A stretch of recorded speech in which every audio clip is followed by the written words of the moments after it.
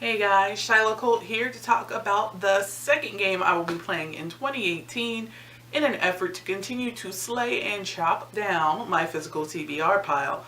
The game that I'll be playing is Bookopoly, which was inspired by Elena Reed's books, Bookopoly, that she created. I saw her do a video about it and I just fell in love with the concept. I think the thing that is coolest about Bookopoly is that you can specify it to your likes and dislikes. So you can leave out the genres that you're not interested in, add the ones you want to challenge yourself to read more, and it really helps diversify your TBRs.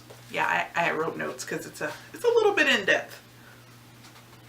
The coolest thing about this is that the books that I'm reading, which will equal up to houses and hotels, just like real Monopoly, will be worth real money. Now, unlike the amounts of money that you're dealing with in the board game, it will be cut down drastically. But at the end of the year, I will have a nice little stash that I will get to spend on myself, which will be pretty exciting. I don't plan to spend all of the money on books, but it will be nice to just sort of have that money to treat myself with. So let's talk about the rules. So, just like in Monopoly, you have different properties. Well, properties are going to be genres, and these are the ones that I've chosen to focus on. So for brown, I have thriller or crime. Light blue, young adult. Pink, science fiction / fantasy. Orange, nonfiction / research. Now, research isn't necessarily nonfiction, but it is a book that I'm reading for research for my writing purposes, because a lot of times there are months where my books are very research heavy. Red is going to be contemporary. Yellow is supernatural. That will include nonfiction, paranormal romance, etc. A lot of things can go under that umbrella. Green, I split up into categories that I read, but maybe not as heavily. So in green you have graphic novels, horror books, and historical. And last but not least, dark blue will equal out to romance. So the way that this is going to work is the first book will be, say, 2 points. So that will be my rental. And when I get enough points to equal out to a house, which will be 10, I will put $2 into my bank. This way, it will take me a while to earn the home, so I can stretch it out for a year, and it also won't end up being an exorbitant amount, because when you're putting away a little bit at a time, you don't really notice it until you have a nice chunk saved and it's completely doable. But if it got too out of control, it would end up being a little bit too much.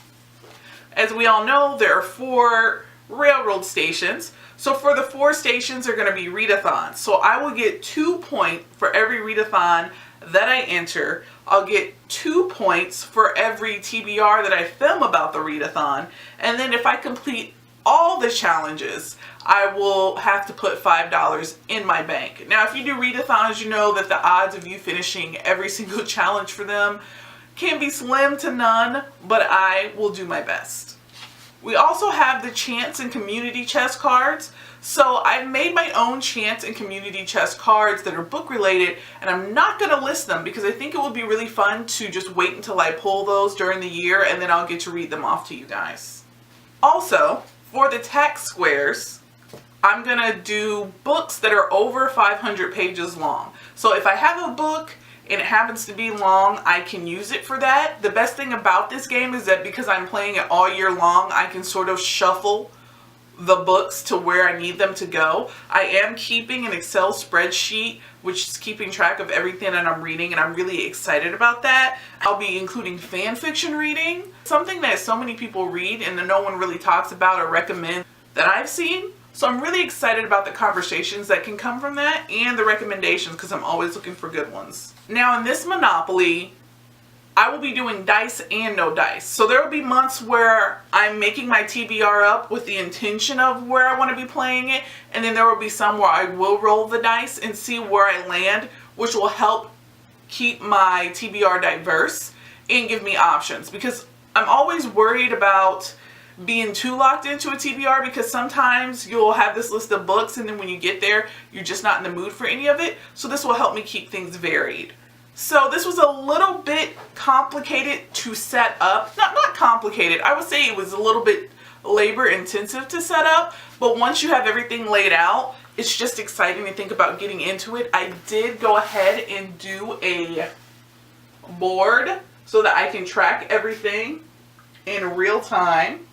Instead of the Monopoly houses and hotels, I will actually be using the little gold stars like everyone got when they were in grade school, and that's how I'm going to mark them. It's not going to take up that much space, so I'll be able to use them year round, and they're totally cost efficient. As was this board, because I think I paid maybe $1 at the dollar store and I already had a ton of markers and colored pencils. I really had a good time. If you are doing Bookopoly too, please post the link below. If you're joining me, let me know. I would love to see what you guys have on your list or how you may be doing it differently. I'm also looking forward to getting to the end of the year and seeing how much loot I end up stashing away for this little spending spree that I'm be having in December. And that's pretty much it in a nutshell. Of course, if you have any sort of questions for me, please feel free to ask. If you want to see my progress in real time and you're not following me on Instagram, definitely do that, because I do talk about this as well as the jailbreak game that I'm also playing, and I kind of do little updates throughout the week. Otherwise, I will be doing this monthly. So monthly, I'll show you what books counted towards this, and then weekly, I will be updating on jailbreak. If you like kind of the things I'm doing, make sure that you hit the bell, which will subscribe you and then alert you every time I have a new video. Of course, if you enjoyed this, make sure you like so I know if I'm on the right track or I need to change things up a little bit. Thanks for joining me, and I will see you next time. Bye, guys.